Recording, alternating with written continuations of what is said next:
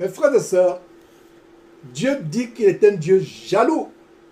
Et le thème, s'il faut résumer ce chapitre, et vous avez remarqué qu'on n'a pas beaucoup mis le temps ici, parce que ce qu'il y a de commun avec ces oracles, c'est Dieu frappe, punit, détruit, anéantit les nations qui sont enflées d'orgueil. Les rois se sont élevés. Et généralement, Satan s'est incarné dans ces princes, dans ces rois. Et quand Dieu voyait ces rois, Dieu ne voyait plus des rois physiques. Dieu voyait des rois, des gens en qui Satan s'est incarné. L'homme n'était que la carapace. Je prendrai 2 heures, 3 heures, 4 heures, même 10 heures de temps pour vous expliquer les mystères de ce que je suis en train de dire, à savoir que des fois, quand vous voyez un chef d'État, vous voyez un roi, un souverain, bien des fois, ils ne sont que la carapace. C'est pour cela qu'ils peuvent tuer sans aucun remords. Pourquoi ils ne sont que la carapace dans laquelle soit Satan lui-même vit, soit les démons, les entités, les principautés de Satan dans la hiérarchie de Satan, soit les généraux de Satan à 5 étoiles dans le domaine spirituel.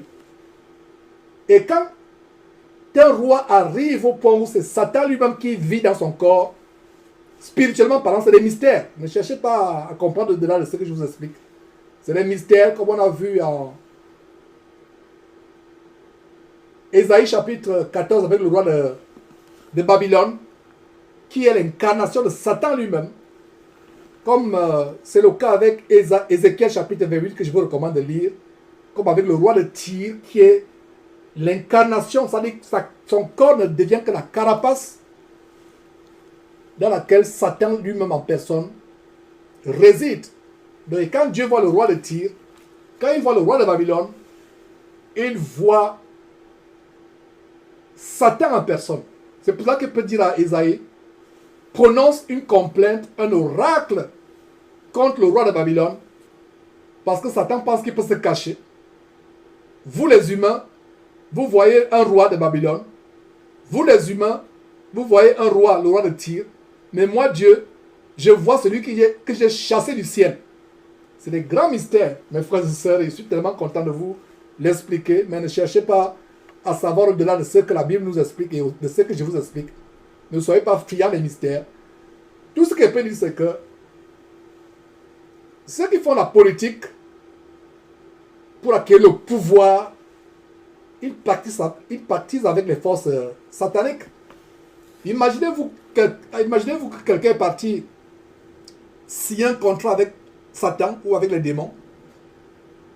Et selon le contrat que Satan a signé avec cet homme qui va être puissant, un puissant ministre, un puissant député, un puissant homme politicien, le pacte qu'il a signé, que ce soit dans une loge maçonnique, que ce soit dans la Rose-Croix, que ce soit auprès d'un prêtre vaudou, ou dans un village gabonais avec un féticheur, ces gens vont vous demander des choses telles que sacrifier la chair, manger la chair humaine, sacrifier les enfants, des bébés, faire avorter des enfants, tuer.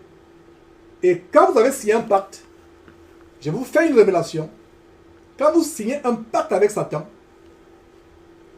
vous n'êtes plus vous-même.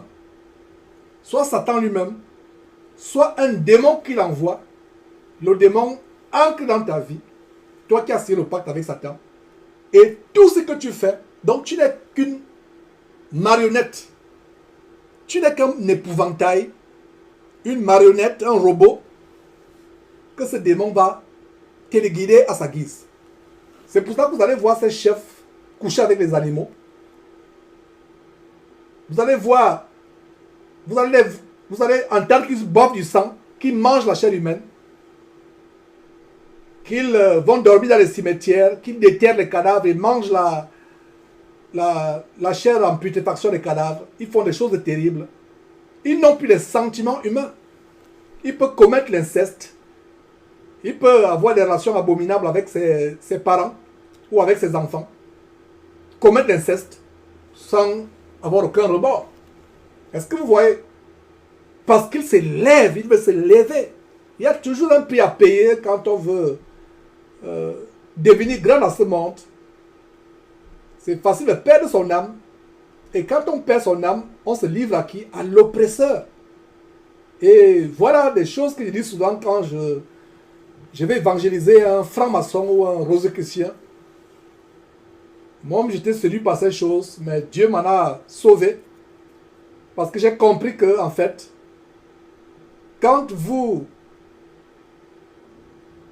devenez un occultiste, un franc-maçon et autres, vous n'êtes plus maître de vous-même. Selon le contrat que vous avez signé, Satan attache à votre personnalité, à votre corps, un démon. C'est là que vous voyez, ces gens, ils n'ont plus le cœur, ils ont l'esprit animalier. Ils sont comme un animal, ils sont comme les animaux. Il peut tuer son enfant, égorger son enfant, manger la chair de son enfant, il n'y a pas de problème. Parce qu'il n'a plus la conscience humaine. Donc voilà ce qui explique le fait que ces gens, surtout de pouvoir, dans les postes élevés, dans les gouvernements, les administrations, ces gens de pouvoir, que ce soit dans la justice, dans la politique, dans la finance, c'est des personnes qui ont perdu tout sentiment humain. Et se sont associés à des entités sataniques, à des principalités sataniques, qui contrôlent leur vie, qui dirigent leur vie. Et voilà les révélations donc, que nous voyons de manière, je le dis de manière vraiment très sommaire.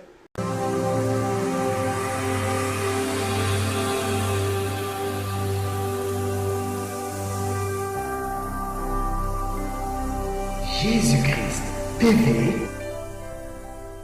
vous connaîtrez la vérité et la vérité vous affranchira.